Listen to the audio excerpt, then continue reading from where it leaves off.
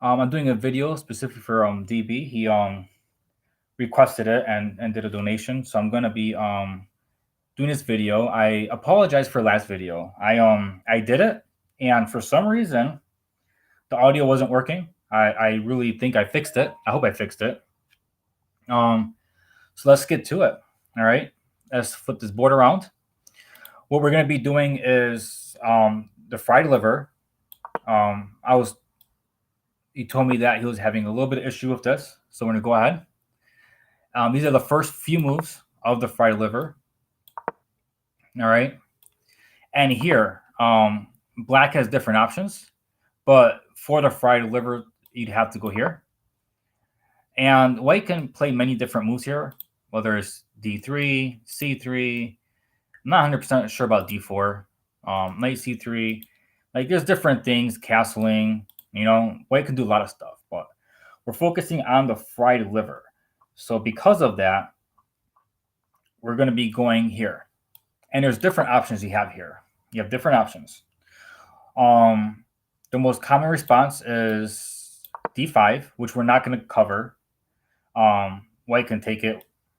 Black can either move here or take it back. Different options, but we're not going to cover that. All right. We're covering a different variation, which is called the Traxler. The Traxler variation is super aggressive. Is you basically are allowing knight takes, and when knight takes, he's being threatening the queen and the rook. So the guy's probably going to think he's winning, and if he's not prepared, he's going to be in a lot of trouble. You're probably almost never going to see this, but you might. If someone's like, hey, I see a check, let me call a check, they might do it. And if so, then you're not really in a super bad spot because he just called check and you're threatening a whole lot, and you're going to see exactly what you're threatening. So right here, knight to f7 is the move. And here is where things get dangerous. You stack a bishop. Now, if you look at the eval bar, it's pretty even. I think it's on. Evaluation lines analysis. Okay, it's on. It looks pretty even. And after white captures, you must play this move right here. This is a must to call check.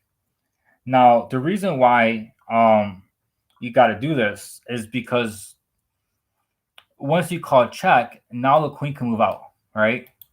And the king has different options, right? He has e3. He can go back.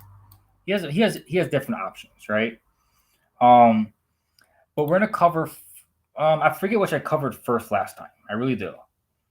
So I'm just gonna go ahead and go with king to e3. And here you just basically the most important move is going the queen to h4. That's the most important move to make in almost any of the lines. Now let's pretend he captures the knight and the rook. Let's say he's like, hey, I got a free rook, right? A lot of people would probably do that. You just move here and call check. He isn't going to have much options, and no matter what he does, he's going to be checkmated. And I will show you how. King e2, or he has two options, king e2 or king d. I'm going to start with d3 because that one is faster. If he goes king d3, right, you play knight here, which is check. And here he has only one legal move. When you click it, there's only one legal move. That's the only place he can go to. And after that, it is checkmate in one. Bam. That's checkmate. You see the little marker right here? That is checkmate. The king has no squares. He's gone. All right. So if he takes that rook, he's done for. He goes e3, takes the rook. Now let's say instead of the d move, let's say he goes back here instead. Well, here it's still checkmate. You call check here. He literally has one option, nothing else, so he's gonna be doing that. There's not much to memorize from there. You can do two different things here. Knight c5 or knight b4. Knight c5 or knight c5 or knight to b4. I'm gonna do knight b4. All right, just because it was a little similar to the last one. And he has only one move, which is taking. And you call it checkmate right here. Bam. See here? Checkmate. He has nowhere to go. So if he takes your rook, he's done for. So now you know, if let's go back. After the bishop sacrifice, if he takes a check, if he moves e3, queen h4, and he cannot take the rook. He can't. If he takes the rook, you see what happens, right? So what are his options, right? What can he do? What can he do here besides taking the rook? Since now you know that it's mate. Another option, the best option is g3. That's his best option. Let's say he plays this, and this protects this right here. You can take it, and it looks like you're giving up a knight for free because he can just take back. But you have an attack. Check. This requires lots of tactical stuff, and if you want to play open lines, aggressive, if you want to just attack the king, this is what you want to play. And after here, you just castle, and you have a pretty good attack. He can't move the knight out the way because he'll be in check, and there's not much that's going on. And he's also attacking the bishop, right? So his best bet is rook to h4. But let's say he moves the bishop out the way. He's like, oh no, my bishop's under attack. So he moves back. Well, if he does that, he's going to lose. You start with d5. The reason why you move d5 is because the bishop can no longer defend the knight. And the knight can't move because of the king. So you basically win the knight. All right? Now, there's lots of moves he can play here. Let's see let's say he goes queen to e1. Or let's say he just develops a knight. Let's do something more basic, because most people would probably just develop their pieces. Well, here you just take the knight. That's check.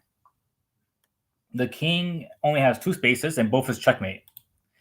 Both of them. Let's say he moves back right here. All right.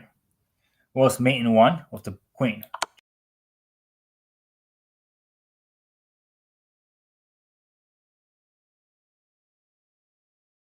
Goes over here instead.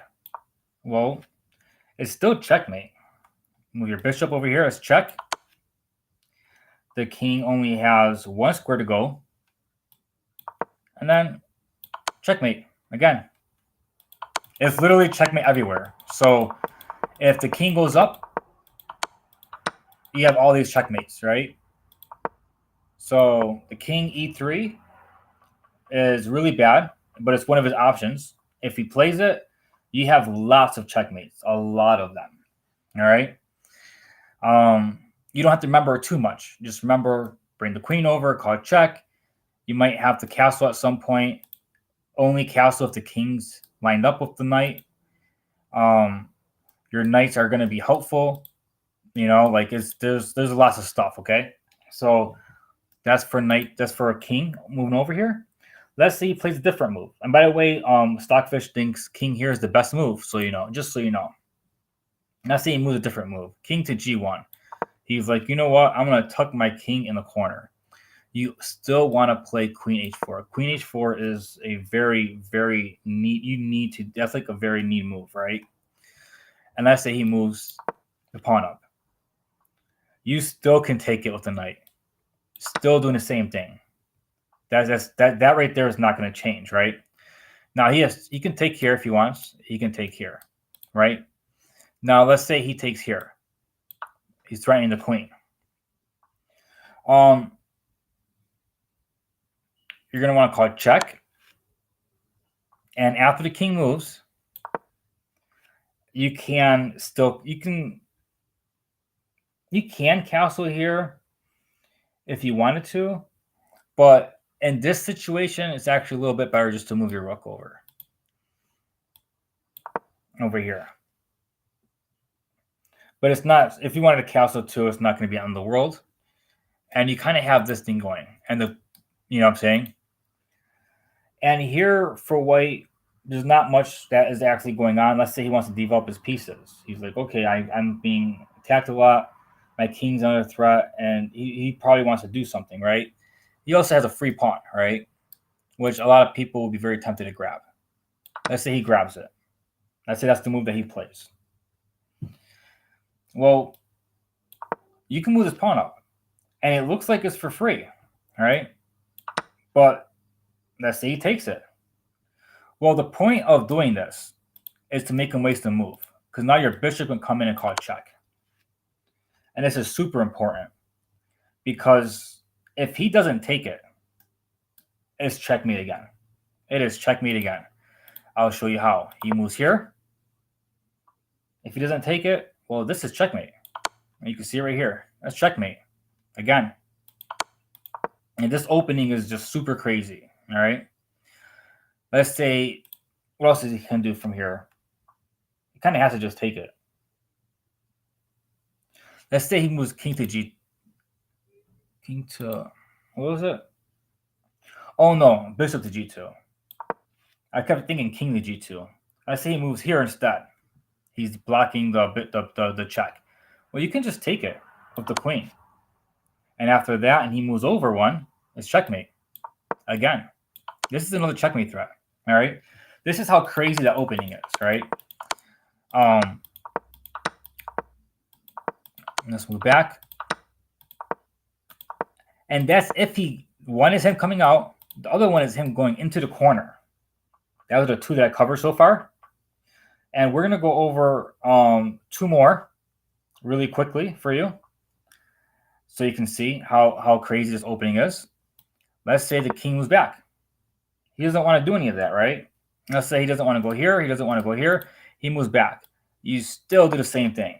It is still the same thing. It is really like, really this, it doesn't matter, right? Let's say he takes, if he takes this, you have checkmate in one. Checkmate. So he can't take your rook. So even though he's here, in every variation, him taking the rook has been bad. It has been bad, all right? So he can move the queen over if he wants to attack the queen. That's literally his most like testing move, his most like aggressive and best move possible he can do. And here, let's say if you call check and the queen takes, it looks like you're in trouble, but you can take the bishop. And after you take the bishop, this knight isn't doing so good, right? And he's in check. So he kind of has to do something. Let's see, he moves a pawn up. Let's figure he's like, hey, I'm going to stop the attack, right? Well, you can call check this way. He moves over. And you can castle. And in this position here, you have even pieces. The difference is he can't castle. He can't move here because you'll checkmate him. You just kind of, probably not immediately, but you win the rook and you will get a checkmate, right? But he really doesn't have much to do, and he has to try to develop his pieces, and you can just come into attack. So you have a really good attack. And let's say if he just develops his pieces, let's say he just goes ahead and just develops the knight for whatever reason. Well, you can just come in here and you're threatening check right here. You're threatening to win the rook. So, and literally, he really can't do much about it. Like, he can try to attack the knight and you can take it, but let's pretend he tries to block it. Let's say he goes over one. He's like, hey, I'm going to block the thing. I don't want to lose my rook. Well, you have a check right here. And when he comes up, he's not really in the healthiest spot, right? You can bring the bishop in to help with the fight. Even if it's not immediately, he can't do much. Unless he brings the rook in. He wants to help bring the rook in to defend the square. He's trying to defend. You still can't keep attacking. You really still can. You can call check. The king will be forced to move. I say king goes to,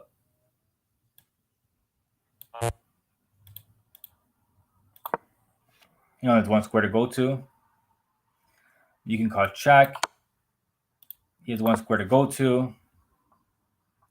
And you can bring your bishop in. and then bring your other rook in. And if you look at the position, his bishop is blocking his rook. You have all your pieces in attack. It's not an immediate checkmate like the other ones. It's not as pretty, but you have lots of stuff going on, a lot. So you definitely should be able to win this one pretty easily.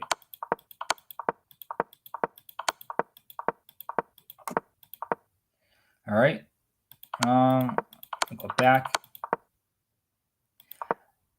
And that is for king to f1. Queen to over here is probably the best idea. Let's say he doesn't do that. Let's say he goes here. Like, what else can he do besides moving the queen? What else can he actually do besides moving the queen there? Like, that's literally the best move, right?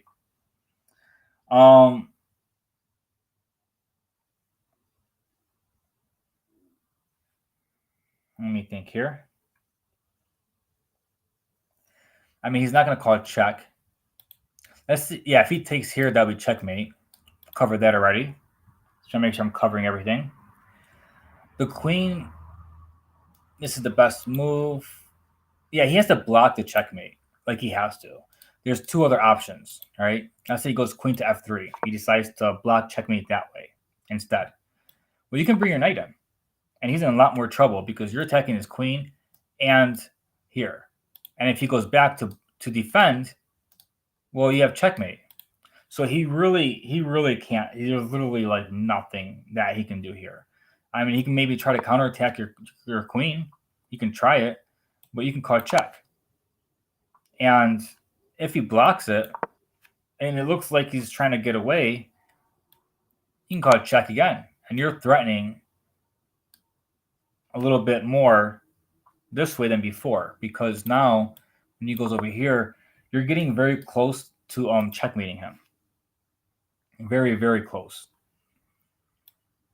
Check. He has only 2 squares to go to. Let's say he moves up for whatever reason. You check. He attacks the knight. I mean, if he did anything else, he loses pretty much. Let's say immediately. Let's say he goes king to f1, for example. Queen to d1 is mate. That's another mate. That's a beautiful one. And the reason why I wanted to show you this opening is because if you're having trouble with the fried liver, like if you are having trouble with the fried liver, but you like aggressive openings, you want to attack all the time, you want to have open files, you really need to pretty much, like, it's very good for a super aggressive play. Like, it really is. And that's basically how that works for that. And the last one, I believe I didn't cover. Did I cover all of them? I don't think I covered that one. I don't think I did. That's the last one. So let's say he goes here. You still do the same thing. Let's check. All right. The difference between this one and the other ones, this is the worst move he can do. It is the worst. For example, after this check, if he goes king to e2, for example, you call check. That's your move. He moves in, and you actually have a checkmate in 2. Let's say you do knight to b4. It's the same thing as the other one, where he comes in. It just started off at a different square. Instead of here, started off out here. But it's still checkmate. Same thing. So when he goes here, that's definitely not an option for him. It is not an option for him to come up. That's really bad. If he tried to go f1, well, you mate immediately. This is the only option that is actually the best that he can do. But you can just take it with your knight. And let's say he decides that he wants to take your rook, right? He's like, hey, I want to take his rook. I can do that. Well, you just go back and call check. It's actually a mate in 4. He goes up. After here, check. King moves over. And from here, You have a mate in 2. Check. This is a very beautiful pattern. You need to memorize that one. It comes up so many times. It's mate again because he came up. And it's a whole different move order. Massive different move orders leads to that checkmate right there. So that's an important pattern to actually learn when it comes to that. So now let's say he doesn't take the rook. So he's like, okay, he's not going to take the rook there. All right. He has other options. He can take the knight. Well, after that, you call check. He doesn't have many options. He can defend with the bishop. He can move the king. Let's say he defends with the bishop for whatever reason. Well, now you can castle. And if he moves the knight anywheres, that's checkmate. If he moves, that's mate. So he can't move. Can't move that at all. Best he can do is defend. You can take it, and you're going to be doing a lot better than he is. You know what I'm saying? You don't have to take it either. You can actually even attack his queen if you wanted to. Just constantly go all in with the constant attacks. You know, like you can do that, and you can get yourself ready for lots of. This is right here, a threat, checkmate threat right here, if he doesn't block it. And what I mean by that is, let's say he goes here. He's like, hey, I'm gonna develop my knight, right? I'm safe right now. Well, he's not really safe. Let's check. He moves up 1. You can take the here and check. You're gonna be winning everything. You win the rook, you're winning everything. Like there's no he's not gonna be able to fight after that, right? So even with his best option with G3, it's just horrible for him no matter what. So this line is really good. The best thing white can do here is not take the bishop. That is literally the best thing. And I'm going to tell you, if you're under 1,000, everyone's taking the bishop. No one's going to sit there and not take the bishop. It's for free, unless they didn't realize it was for free. But yeah, they're taking that bishop. You're coming in. This is very normal, and hopefully, I explained the patterns well enough for you to understand. So that's pretty much it. That's the whole thing. I hope you liked it. I'm gonna get going. Like, subscribe, share. Someone did donate for a video and stuff. He was gonna do a lesson, but I missed him. Yeah, kind of busy, so I decided to make him a video. I hope he likes it. I hope everyone else enjoys it very much. Yeah, and thank you for your time.